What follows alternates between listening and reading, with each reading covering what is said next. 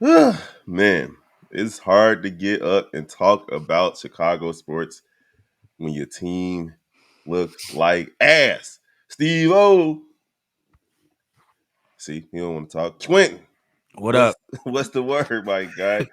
Listen, the Chicago Bears took it on the head yesterday versus the Arizona Cardinals. Had them boys out there looking like Super Bowl contenders. And then we're going to touch on any other news in the Chicago sports spectrum right after the intro.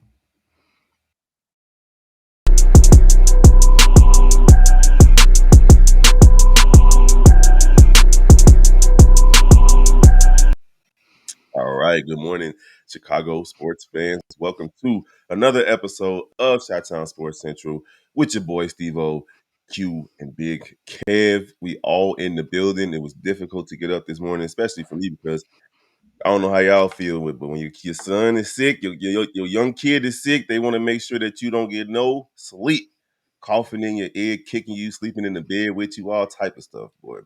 But anyway, good morning, fellas. How y'all feeling? Sad. That's the word of the I'm day. here. Disappointed. So What we other words work? we didn't even really got to recap the game in and of itself. Chicago Bears lose, what was it, 29-9 or something like that. No Mhm. touchdowns. The defense didn't look good. They were down a few bodies in the defensive backfield, and Montez Sweat was out. But there's really no excuses. They had the Arizona Cardinals looking better than they've looked all season. And frankly, the offensive line has regressed since showing progression. They gave up pressure on Caleb Williams, what, 50% of the time that he dropped back yesterday. Now I know a lot of people are going to be looking at him and saying, "Oh, it's his fault," and he has had some terrible overthrows this entire season. The deep ball for him has looked awful, fellas, awful. Caleb Williams has shown little to no touch on passes beyond 10 yards, and it's kind of weird to me to see that. You even had sure-handed receivers like Keenan Allen dropping the ball yesterday. Roma Dunze dropped the ball. I don't even know why Mercedes Lewis is even on the team, let alone getting passes thrown to him. But how y'all feeling, man? Let's get into it. I mean, this team is broken. It's broken. The front office is broken. The coaching staff is broken. The players are broken. It's a sad, sad team. As far as Caleb, though, I mean, it's hard. It's hard to say. I don't know if he's just nervous. I don't know if this is just who he is, or if it's just not trusting that he's going to have a team that's behind him. I mean, for me personally, I feel like a lot of the times Caleb looks past his checkdowns because he knows this is probably one of the only plays we're going to get where I have a chance to actually throw the ball anywhere. Because half the time he's going to be pressured and be worried about a sack. Like there's not a lot of options with Caleb having a chance to actually stand back there, read the field fully, and try to like throw a good pass. So now he's trying to force things to be that special, like make it all come back in one throw type of play. And that's the issue here. He needs to trust his line. He needs to trust his players enough to know we can do check downs and have enough chances in the offense to continue to wait for that play instead of forcing it. Now, Steve O, we weren't so hard on Caleb yesterday, and I'm still not going to be hard on him with the 40%, 46% pressure, 16 different Cardinals, 16 different Cardinals. So some bench players even came in and got pressure on Caleb Williams yesterday. I'm going to talk to you about the coaching, Steve O. We talked about it a lot yesterday during the game and after the game. Matt Eberflus has looked even more incompetent than he did prior to this season, the first two seasons as a coach, especially against teams that have any type of know-how about themselves. They look good against bad teams and they look bad against good teams or even mediocre teams, as in the Arizona Cardinals, because they're not really that good of a team. They're not that bad of a team.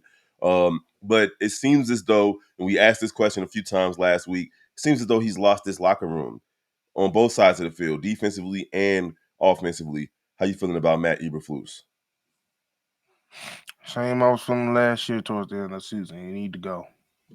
He, the record speaks for itself. You're 0-18 on the road. You're 0-16 in primetime games. Like the record speaks for itself. Like ain't no excuses for him at this point. It's 3 years in.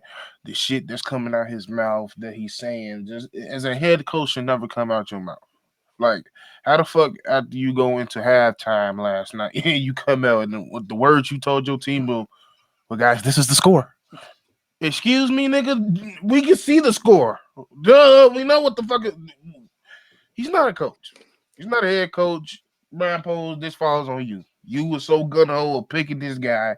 Everybody that was in the conversation when we helped make this decision or gave you the list of prospects of coaches that you should go after, you completely went against it and you picked this guy.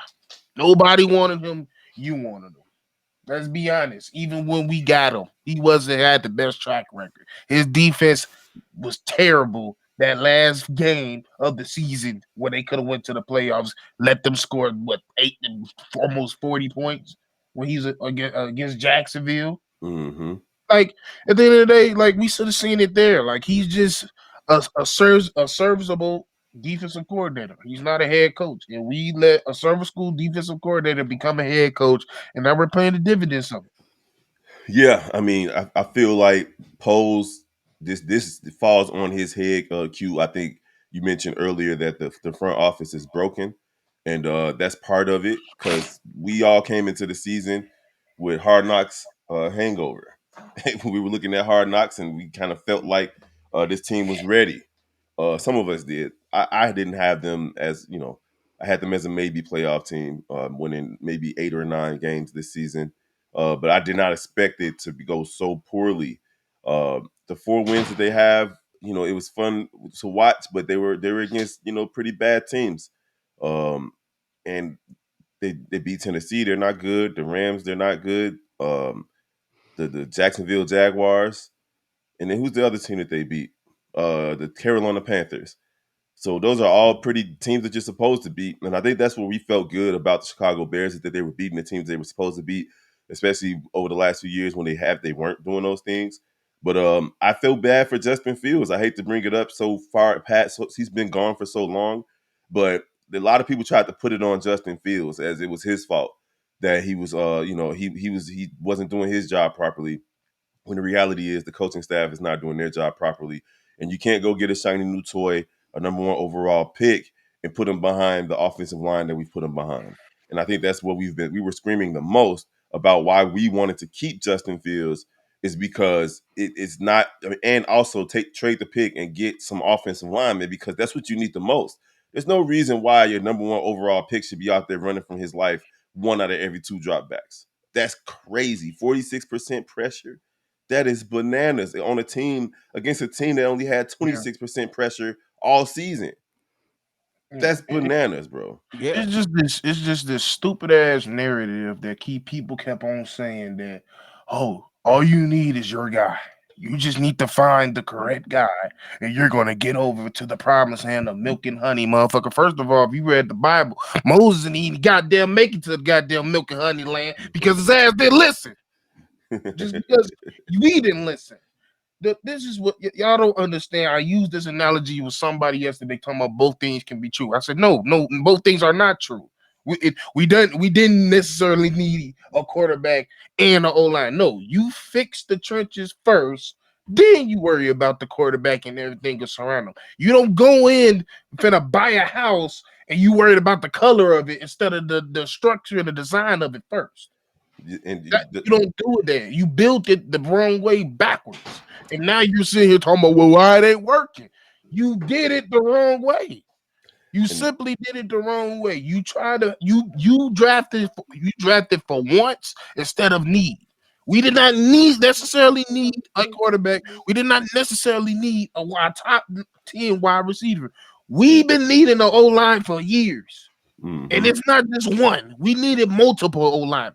mm-hmm. We could have got it with this draft, and you Yep. decided to go for the fancy new car with the rims on it, but your ass got a busted ass motor. Mm-hmm. A 4-cylinder. Now, the last thing I want to talk about with Eberflus is leaving Caleb Williams in there to get hurt at Yep. the end of the game. Like the game is far gone. There's nothing to be learned from this. It's not like the Arizona Cardinals were going to say, "Oh, well, we're going to stop trying to tackle him. We're going to stop trying to sack him because the game is out of hand." No. Why did you put Justin Fields? I'm sorry. why did you put Caleb Williams out there to keep taking hits at the end of the game? Because this Like front office is stupid. Negligence. Just that's a fireable offense. The punt trying to onside kick a 2 point a safety. Before you continue, I just love how that was the defining moment for everybody in the chat. Like, oh no, fire him up. Why was that the defining moment? He been doing stupid shit for 3 years. Yeah. Like, I don't get why. Like, at the end of the day, bro, he should have been fired multiple times in the past for multiple things. This is like the 8th game I could say in his tenure as a Bear that he caused this L. And that's the thing. Like when you look at the Bears, right? For a long time, it was the coaching's bad, right? The offensive coordinator is bad, but we trust Ryan Poles. He's been making some moves.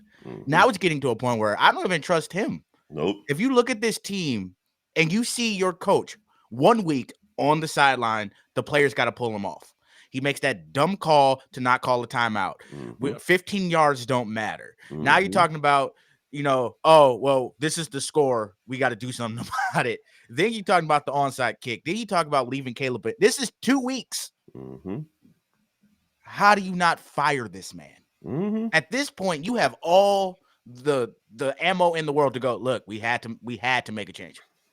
It don't matter that we don't have anybody to back him up right now. We had to make a change. Because that was the prevailing question yesterday is, who's going to replace him?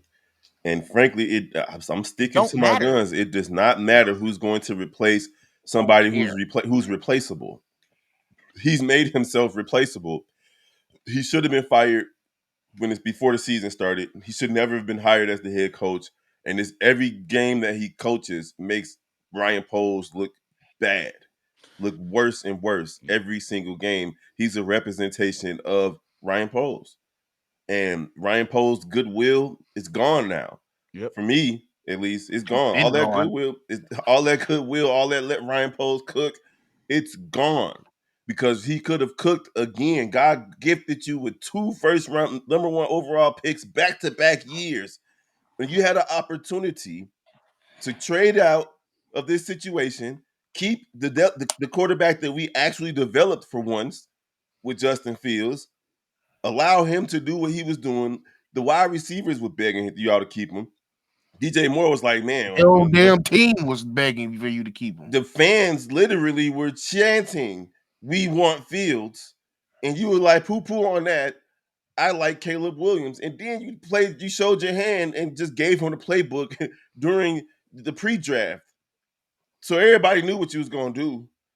Like that, all of that was dumb. And we still decided to ride with him over here on Chi-Town Sports on Chicago Bears Central. We decided to ride with Ryan Poles. We just said, hey, we're going to stick with whatever he do. Like, it is what it is. And I'm glad you brought that up because there's a lot of people coming to me talking about, you bought into the house hype. No, there's a difference between accepting what's coming and fighting it. Right. I knew what was coming. I'm not going to just sit here and keep saying the same old shit. Oh, I don't think it's a good idea. Caleb was coming. I knew he was going to be our QB. Accepted. That's accepted. That don't mean I agree with it. Because even beyond that, a couple of us on this panel were saying that we wanted Jaden Daniels over Caleb Williams.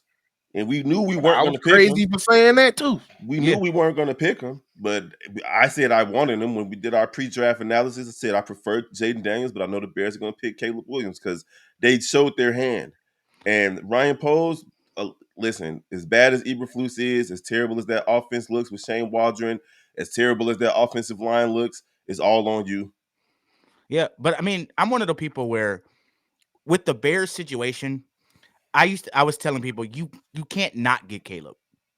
It was one of those situations where with the hype behind Caleb, for them, they were like, getting Caleb means we get more years. Or if we don't get Caleb and he does well, we immediately are like, now you're at the whole you could have had Mahomes again situation. So you had to get Caleb just to say you went for it. My issue is if you do go for Caleb, you can't give him the same coach that you had with Justin Fields. That's the mistake. Like, if you're going to go this route, I understand you got to go get Caleb. You got to say, this is the generational next Mahomes, could be the best quarterback. We would look stupid if we don't draft him and he becomes amazing. Okay. But then you did it, and we're like, but we're not going to give him a new coach to start out with. So we just going to screw up the whole thing from the beginning. And honestly, I didn't see the generational thing with him. Frankly, I didn't see it in college. It was a deep draft at quarterback. Yeah. It was a deep quarterback draft to where if Caleb went somewhere else and shined, so be it. But if you draft Jaden Daniels and you address the offensive line and you address the coaching situation, that's better than looking back and saying, "Oh, Right. we could have had Caleb." My That's thing stupid is, to me. my thing with this whole situation is, well, that's like, I'm tired of people having that conversation Mm-hmm. because they're good because of the situation they're in. Mm-hmm. Andrew Luck was fucking generational. Where the fuck that get him? He retired early because he was Mm-hmm. getting. He was the first goddamn football player I ever heard get a kidney laceration. Mm. Generational though. Mm-hmm. It don't matter what these type of everybody fucking generation. Y'all gonna be calling Cam Ward and Shador and any Archie. They finna be generational, right, wrong with them. It don't matter if they go to the wrong situation. It don't matter if you don't structurally build the team around them the correct way. You did not build him for the correct way. Mm-hmm. I get crucified for saying, oh, y'all hate Justin, but this motherfucker is basically smaller Justin.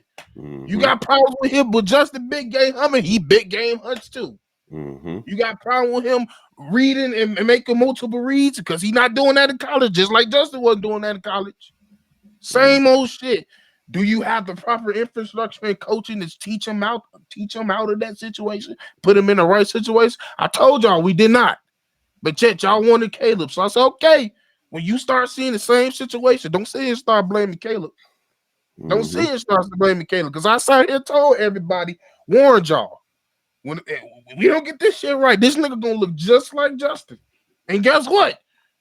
He He looking looking worse. just like Justin. Nah, he looking worse than Justin because Probably worse. Justin at least had DJ Moore playing his best football. So I still argue that Justin Fields with these weapons that they went out and got would be on pace to eclipse all the Bears records because he still had his athleticism. He would still be running for 60, 70 yards a game and so on and so forth. Now I'm hearing people mad because this motherfucker won't run forward. He keep Yeah. running to the Keep running sideline. side. Nah, nigga, we have somebody that knew how to run. Yep. And that's the He thing. sure did. I think he's trying not to run. Yep. Like he said it. He doesn't have as much fun running. Like he put himself in the box the moment he said, "I'd rather just stand in the pocket and be like Aaron Rodgers." Mm-hmm. I Aaron Rodgers ran too, so I ain't trying to hear that. mean, but I'm just saying, Justin said the same thing. Mm-hmm. He just know I don't have the infrastructure to be in the pocket. Mm-hmm. I don't have the coaches to coach me around in the right situation. Mm-hmm. All right, so we can sit here all day and talk about the Chicago Bears, but we got to move on. If you guys want to hear anything else about the Chicago Bears, head on over to Chicago Bears Central where Hayes is holding it down and the rest of the game pops in and out. And Luke Getsy got fired, by the way. I think that's funny. And he averaging more points than us. That's funny. All right, Chicago Blackhawks took care of business over the weekend. They beat two pretty decent teams, the LA Kings, which I thought they were going to lose against, and they beat the Ducks, the Mighty Ducks, yesterday 4-2. So if you guys want to hear anything else about the Chicago Blackhawks, head on over to Chicago Blackhawks Central for all updates and analysis. Chicago Cubs over the weekend, Cody Bellinger opted into his contract, which just made me sad because that ties up $30 million. And they really probably won't be able to go get Juan Soto. They weren't going to get him anyway, but now they don't really have the cap flexibility or the money flexibility because, baseball, I don't think they have a hard cap in baseball, which is why the Yankees and the Dodgers can keep buying everybody. But we have been doing episodes. My guy, Mike Jones, has joined the squad. We got episodes uploading today and through the rest of the week. Head on over to Chicago Cubs Central for any updates with them, and Chicago White Sox Central for any updates with them. And the Chicago Sky, Steve-O, hired a coach over the weekend. What's his name? Is it Trish? Hold on, I don't want to butcher his name. I don't want to say it right. I forgot what it is. Started out on the right foot. It's Tyler Marsh. Yeah, That's his name. Tyler Marsh, former Las Vegas Aces assistant coach, now taking over the helm of Chicago Sky, and we're gonna see what they look like going forward. Yeah, As much as I we like definitely. Teaspoon, she definitely had some X's and O's issues last season, to where the Chicago Sky lost games that they could have won late. They lost a bunch of games by 1 or 2 points last season, Steve-O. Yeah, and I just like it because he's been a coach on every single level. He's been an assistant coach for the WNBA, won multiple championship with the Aces. He's an assistant coach for the Indiana Pacers down when he was with when Rick Carlisle was head coach. He was also the Fort Wayne's Ants assistant coach as well, as well as a numerous amount of other G League teams. And he was also the assistant video coordinator for the Raptors when they won their championship. Yeah, so we're expecting the Chicago Sky to be better than they were last year. They kind of fell off after the Olympic break, where they were on pace to make the playoffs, and they honestly still only missed the playoffs by what, 1 game or so. Last season, they just couldn't get over the hump. They had a bunch of injuries that didn't work out for them toward the end, and again, coaching played a role in the fact that they just couldn't get those close game wins. They were losing by 1 and 2 possessions. So, if you guys want to hear anything else about the Chicago Sky, head on over to Chicago Sky State Central, where Steve-O and Hayes are taking care of business over there. And then the last topic of the day will be the Chicago Bulls. Over the weekend, they ended up, well, they didn't play over the weekend, but Friday, they tried to dig themselves out of yet another 17-point deficit, 15-plus point deficit, and they fall just short against the Brooklyn Nets, where Cam Thomas just decided to go nuclear and destroy the Bulls. He shot a shot from the parking lot that was just like, oh my God, my dude, like, what are you doing? And it goes in. So moving on from that, though, they do have a game tonight against the winless Utah Jazz. I'm not sure if Lauri Markkanen is going to play. He didn't play in the last game that he had, but the Chicago Bulls against the winless Jazz at home, by the way, for the Bulls, looking to get back above 500. How are we feeling about the Chicago Bulls tonight? They better win this game. That's it. They better win this game. I don't care that Zach's probably not going to play. I don't care that Patrick don't look like he a person who can be a basketball player. The Jazz suck. Yeah, the Jazz are Terrible. without Isaiah Collier. They're without Lauri Markkanen, without Jordan Clarkson. And then the Bulls have game time decisions up and down the roster with Jalen Smith, All I Patrick gotta Williams, say is, Zach LaVine, and Lonzo Ball is out as well. Go ahead. all I gotta say is, I'm gonna keep it very short. Y'all better sit here by now. Let these motherfuckers get their first win off y'all. That's all I gotta say. Oh, my mama. Y'all got enough talent on this team for a couple people on this team not to play, and y'all can still get the W. Yep. Do Especially not. if Laurie don't play. If Laurie don't play and you lose this He's game, out. He's yeah. out. That's what I'm saying. If he don't play and you lose this game, I Even will be cussing some people out. even if he does play, do not lose this game. You got to beat the team. This is just like with the Bears. You got to beat the teams that you're supposed to beat.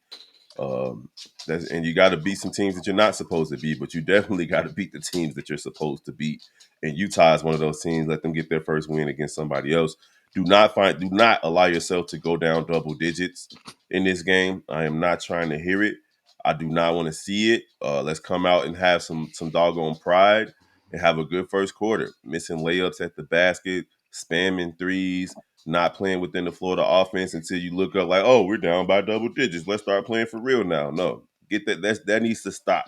I don't want this to be the theme for the Chicago Bulls. These are the type of records I don't want to have to break.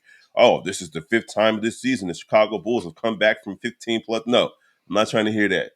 You go out there and you build yourself a lead, have fun tonight, and get a win. That's all I want to see. Just say it better. That's all I want to see. Shout out to Vooch, been the best Chicago Bull this season. In a season in which His there were a lot tenure. of questions. Yeah, his entire tenure with the Bulls. That's facts. He playing at an all-star level. Shout out to Zach. He's also playing at an all-star level. And I ain't gonna be. I'm not even mad at the fact that these guys gutted it out and went out there and played last game, even though all of them were suffering some type of injuries with Jalen Smith, Patrick Williams, and Zach LaVine. They all played last game. I expect them to play tonight. They had two days off, Saturday and Sunday, so they should be out there tonight. All right, y'all. We appreciate all the love and support that you guys have given us on Chi-Town Sports Central. For all updates on all teams, just go to whatever team you like from Chicago and type Central behind it. You'll find us on YouTube. Like, subscribe, follow, share, all those good things. And we're going to holler at you all next time.